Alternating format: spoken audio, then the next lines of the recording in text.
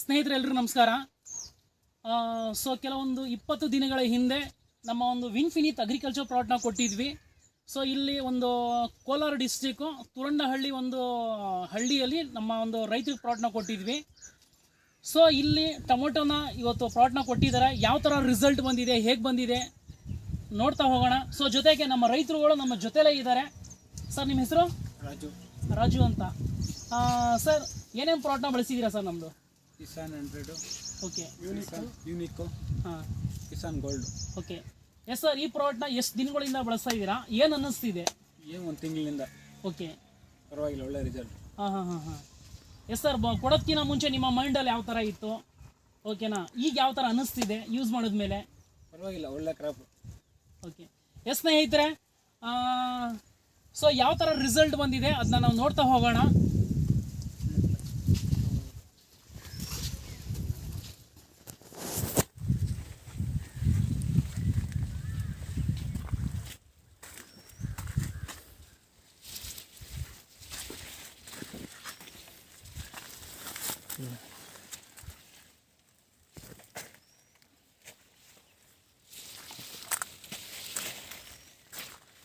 So amazing result ಇದೆ.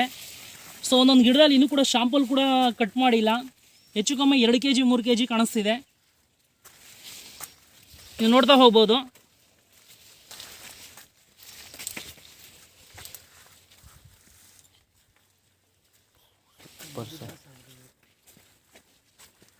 Okay. S, ಅವ್ರಿಗೆ ಬಂದಿರತಕ್ಕಂಥ ಒಂದು ರಿಸಲ್ಟ್ನ ಸರ್ ಇಲ್ಲಿ ಈ ಒಂದು ಕ್ವಾಲಿಟಿನ ನೋಡ್ತಾ ಇದ್ರೆ ನಿಮಗೆ ಏನು ಅನ್ನಿಸ್ತಿದೆ? ಇಲ್ಲಿ ಇರ್ತಕ್ಕಂಥ ಸುತ್ತಮುತ್ತ ರೈತರುಗಳನ್ನ ಏನು ಹೇಳಲಿಕ್ಕೆ ಬಯಸ್ತೀರಾ? ಎಲ್ಲ ಇದನ್ನ ಯೂಸ್ ಮಾಡಿ ಅಂತ ಹೇಳೋಣ ಅಂತ ಹೇಳ್ತೇನೆ.